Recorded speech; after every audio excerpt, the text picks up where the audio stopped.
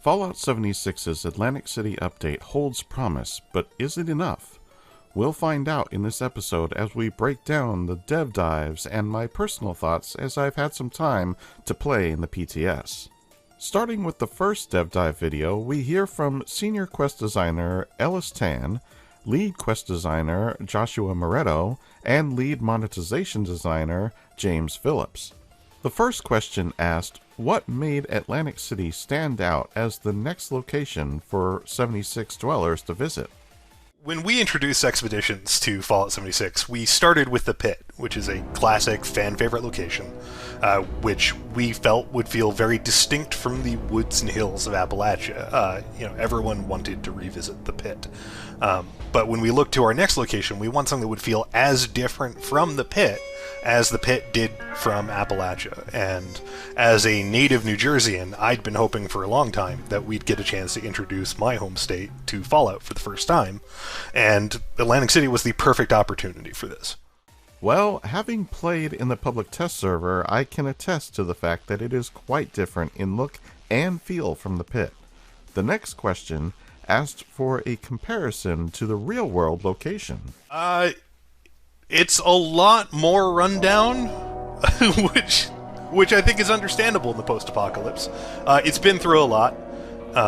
The glitz and glamour of America's Playground is somewhat worse for wear, let's say.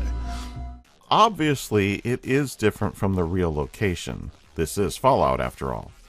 So, the first two questions don't really give us any real information. The next question asked how the war shaped this location.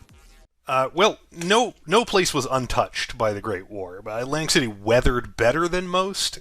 It was a tourist destination. It had no real military or strategic value, so it wasn't a direct target when the bombs fell, and combined with some good disaster preparedness, it helped keep things together in the aftermath.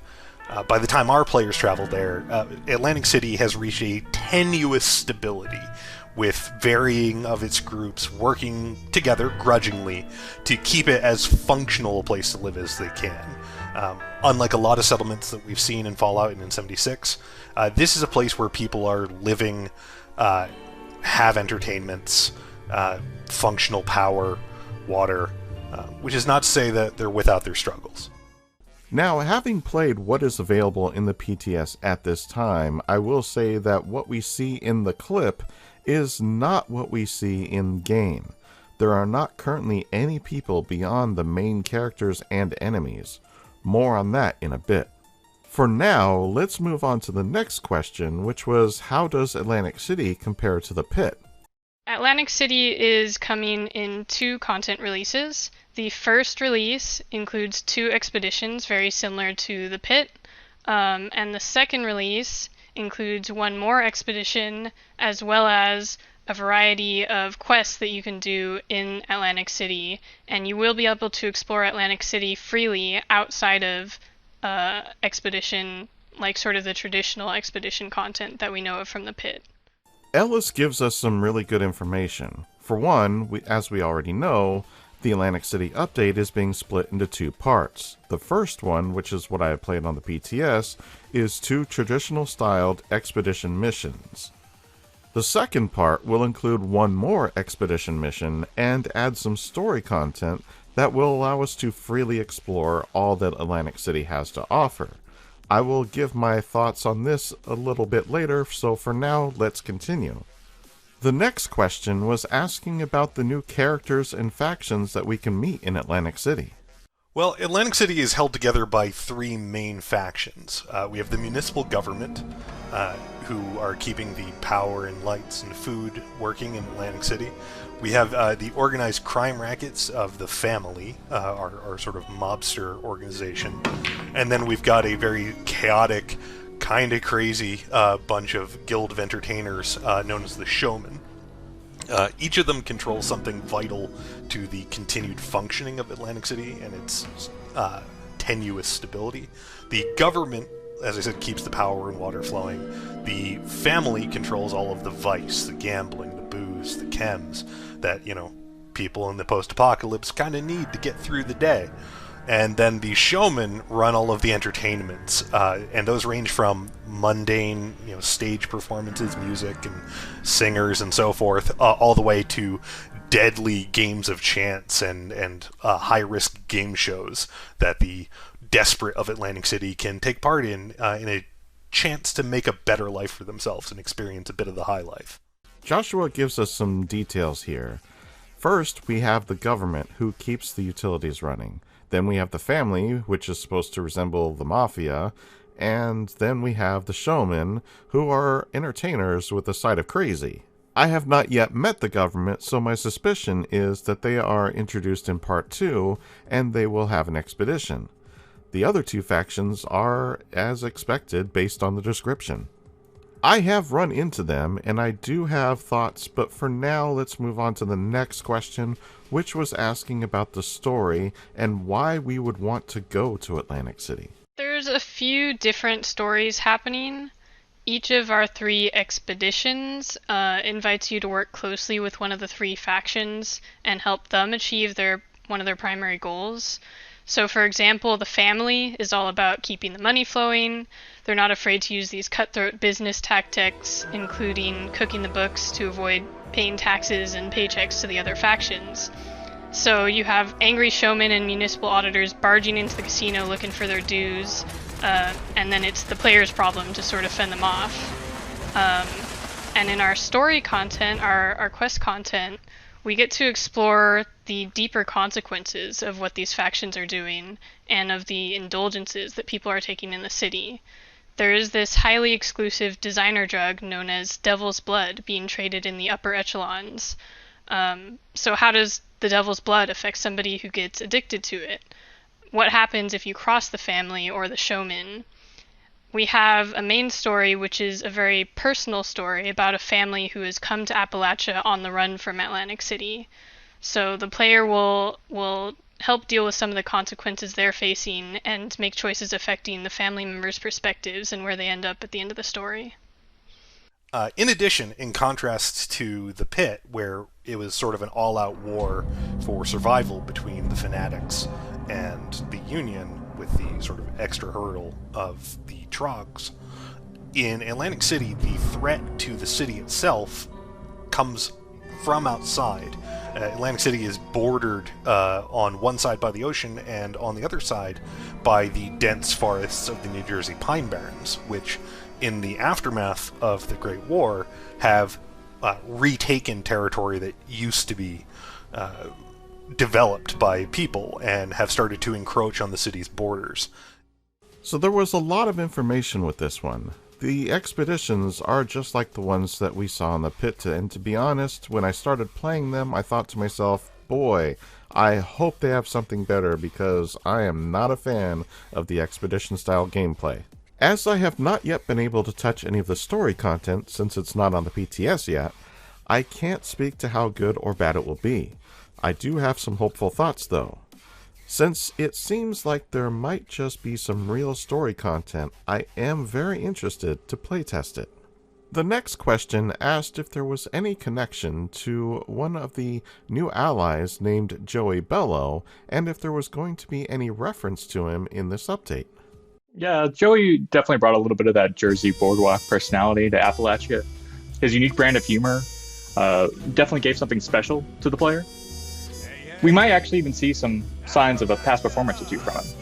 But now you can only really see him to perform live in Appalachia. So that's a no. Too bad. I think this is a missed opportunity. Anyway, moving right along, the next question asked about the Boardwalk and what we can expect to see.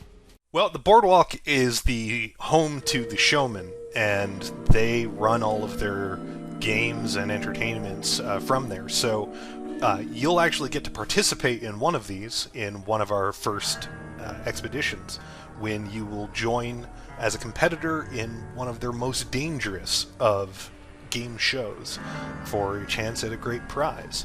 In addition, the players will be able to visit a casino run by the family. There will be casino games, which the player will be able to acquire and bring home from Atlantic City, and build in their camps and bring some of that casino flavor all the way back to Appalachia. So this is the Showman territory, and we do get to see this area as it is one of the first expeditions we get. Word of warning, stay away from the water. I made the mistake of trying to go in for a swim, and well, let's just say... That's right, creation. The next question asked about new camp items. And some of those casino games will be earnable just from playing the expeditions, but there will also be tons of other rewards that you can earn for that season, which will be tied to Atlantic City, and kind of a new story there. Not a lot there that was not expected. The next question asked about their favorite characters and locations in this update. Josh has briefly mentioned that the showmen are inviting players to come star in their game show. It's actually called The Most Sensational Game, which may sound a bit familiar to those who have read classic literature. But this game takes place on the boardwalk in what is called Showman's Pier, and down to the depths of an underwater aquarium, which is a really gorgeous location, and it's unlike anywhere else in our game. So I'm excited for players to experience that and to meet the members of the Showmen. They're a cast of eccentric and ambitious characters who will go to any lengths to achieve their unique vision, so that makes them quite unpredictable and sometimes scary. I'll jump in and say that there's a lot of fun characters in it from my perspective. You're going to meet a deeply in over his head accountant for the family who's going to need your help really badly, and he's a lot of fun. The thing that I really like from the Atlantic City update is particularly the boardwalk and the vibe of it. Like, we've had so many kind of dark and dreary places, like in the great stories we told with the pit, but this is such a different take on what you can see in a Fallout world, and it's really fun to see all that alive in both the characters, the showmen, and like in the spaces. Like the boardwalk really does feel fun. They each had some interesting choices. Not sure I would have made the same picks, but I digress. The next question asked if they had any stories that they could share from the development of this update. So one of our challenges was listening to a lot of the feedback that we got from the pit expeditions and looking at how players were engaging with it compared to our other daily content options. And so going into Atlantic City, as we developed it, we realized we wanted to make some changes to the expedition format to bring it more in line in terms of the player's investment with other daily options such as events or the daily ops. So you saw some of these changes already when we removed the ultrasight battery charge costs to launch expeditions, but we're going even further with this release. We wanted this to be a piece of repeatable content that's approachable and fun to do over and over again. So we wanted to make the action a bit snappier. I'm enjoying the new expedition experience, and I hope players do as well. If we did a good job, then it should be pretty much seamless. Yeah, and I wanted to add that we not only is the investment just in the player's time, but like we wanted to make sure that they're super rewarded for it. And that's probably something we'll get to talk about more in the second dev dive. Since it was mentioned, I do need to point out the bit on the ultrasight battery not being entirely accurate. If you have never done an expedition before, you will have to go through the original process in order to be able to go on any expedition. Once you have done it once, you no longer have to do it again. In the second dev dive, we hear from lead animator Christian Shepard, senior gameplay engineer Stephanie Cates, and lead systems designer Jay Espinoza. The first question asked about the new enemies we will encounter in Atlantic City. Absolutely. This time around, we have the Overgrown. The Overgrown are a natural threat to Atlantic City, and they usually travel in these mysterious packs. We don't know too much about them. They take over bodies, a little scary. They aren't sentient, and their only goal is to spread out and cover the world with plant life. Secondly, we also have the Jersey Devils coming into play here. So New Jersey, of course, you're going to run into a couple new cryptids here. The Jersey Devil is running rampant, looking around for some lesser devils. So as we heard, we have the Overgrown and the Jersey Devil. Now I have run into the Overgrown, and they are quite unique, as they will not only attack much like ghouls will, but they also use weapons and may shoot at you from range. The Jersey Devil, on the other hand, I did not encounter, and I suspect will not make it into the game until the second part of the Atlantic City DLC. The next question was asking what sets these enemies apart from other enemies that we have encountered already. This time around, we wanted them to be a little more dependent on one another and have a very collaborative sort of attack style. So one of the challenges that we faced was to kind of alter the existing AI behavior in order to get certain variants of the pack to go and heal other Overgrown. So that's some new AI that you're going to see in there, which really changes up the gameplay. In addition to having kind of focused AI on just debuffing the player. So yeah, lots of new behaviors there. Now, I can attest to the fact that the AI is a bit better with the Overgrown. They do seem to work together quite well.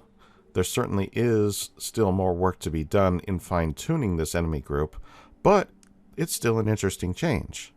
The next question asked if there was any tips they could give in fighting these enemies. With the Overgrown as creatures, they really like to pile on in the attack. What I would do specifically is always keep looking over your shoulder, because you never know where they're going to come from. They may take you by surprise. Again, I found this to be true. They do attack in groups and seem to have some sort of tactical sense about them. The close combat part of the group will swarm you while the ones that have guns are sniping you at range. When they get hurt, they will sometimes pull back to get healed by the floater variant. The next question asked about how splitting this update into two parts will affect the release of new cryptids. So the moment we knew that we were visiting Atlantic City, the first thing that we thought of was the Jersey Devil. That was just a given right there. But we wanted to break this down into something that was fun for the player and engaging. So when we first visit Atlantic City, we're going to encounter a lesser version, or a lesser devil, which is a smaller devil that hunts in packs. It's very intimidating and can be more sneaky. They will come like raptors from the sides in at you. So we wanted an encounter that exemplified what a devil was, but it wasn't the Jersey Devil yet. The Jersey Devil, however, we will encounter at another instance or visit to Atlantic City. But as opposed to being an expedition, we will probably encounter the Jersey Devil in the main quest line as the big bad boss. And the Jersey Devil is just intimidating. I mean, the name just really implies it all right there. It is a devil. It's just scary, mean, fiery red with fire in its eyes. He lives up to his name. He's definitely unique as far as our enemies go. Like I said, I didn't encounter any Jersey Devils. However, I also didn't really do any exploring either. I tried to stick to the mission at hand, so that may be why I didn't encounter any. The real devil, however, will not be there until the second part of the update. The next question asked about the new rewards we will be getting. Let me tell you, we've been hard at work. Yeah, you have been heard. We have been hard at work to really assess the reward pools, what players are kind of trending towards, and what they really want out of their rewards here. So we have 3 missions that are jam-packed with rewards. We're looking at interactable casino games that you can play at your camp. So you can go spend some caps and maybe earn some caps or set up your own little areas there. And you can also play with them in Atlantic City while you are earning them through the expedition. So we have those in addition to a whole bunch of casino-themed skins with light-ups and emissives. We have plushies, of course, are going to be there. You can earn them in-game, along with some that you can buy in the shop, but we do have a Jersey Devil plush that you can earn. And a new armor. It's been a very long time, but we are coming in with a new base armor that you can earn and equip, and it will give you a set bonus. Well, I'm excited for the casino games, but to be honest, the rest is really not that interesting to me. I hope there are more that we just did not see. The next question asked about what other changes are being added to the game in this update. Yes, I'm excited to share a few camp quality of life updates we've been working on to bring more quality to your lives. So free cam in camps has already made a splash for our builder community. It empowers the way you build camps, and now we want to use it to enrich the way you share camps. So with this update, you'll be able to enter free cam in photo mode while in your camps. So we can't wait to see your camps from a bird's eye view with all your filters, frames, poses, and of course it's untethered from the character. It will have its smooth cinematic controls, move through camp object collision, so you can create media of your camp to show it off in its best light. So the second feature we are adding in this patch, the ability to control the weather to create the best light for your camps. Weather forecasts all over Appalachia are predicting a 100% chance of not raining out your meat week cookout. unless you want it to. You will be able to build new weather station objects in your camp to generate your choice of weather within your build area for everyone to enjoy. So if it's looking too sunny and blissful for a winter wonderland camp, you can challenge your overcrowded power grids with the snowstorm. Your choice of weather can really complete the aesthetic for your camp builds. We're really excited to see this both in images and in living artwork in Appalachia. Okay, so this one is just way overdue. I know so many of you will be using this feature to take some amazing photos. What a great choice to add. The second major add is the ability to control weather in your camp. This one is a game changer, folks.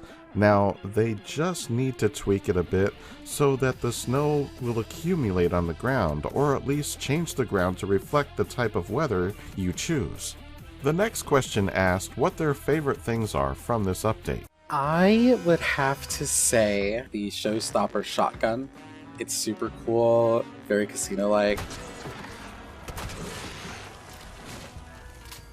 It definitely gives me that fun casino theme, very upbeat and happy. For me, I actually have two things. And one is the Jersey Devil, because I have been living with the Jersey Devil now for the past several months. I know this creature very, very well. Every single motion, move, everything that it's supposed to do, I'm right there. In addition to the Jersey Devil, one of my favorite additions for Atlantic City is the foundation for what Atlantic City really is, and that's the addition of the casino. My goodness, we've been talking about adding a casino to the game for years. This was famously something that we added to Game Jam over 5 years ago. One of the famous Bethesda game studio game jams was created that way. So now that we're finally able to implement a casino to the game, I've been able to go in and help create animations for every single slot machine, roulette table, horse racing game, anything that you would have in a regular casino, we have there available for us to play right now. Well, I'm the Jersey Devil's biggest fan. He is the coolest enemy. He really fits with the environment, and it's really this whole moment that you get to experience when you come across him.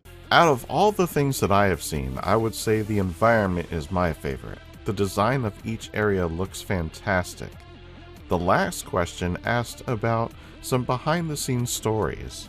Yeah, as we were going through the concepting stage, trying to figure out what this was going to look like, what it was going to do, we were going back and forth. Is it going to run around on all fours? Is it going to run around on two legs? And so I was literally back here in front of the camera with the whole team watching, just running around acting like a wild man, because we were trying, maybe it runs like this. And then I'd get feedback. Maybe it runs like this, or it attacks like this. And so once we made a fool of ourselves enough, then we were able to really kind of zero in and dial in on what this thing actually looks like and does. And we ended on something that's terrifying. You had some other people joining in there too, like the sets designers started up and they were like, no, I think it should be this. And once you start acting in front of the camera, it becomes infectious. Everyone joins in.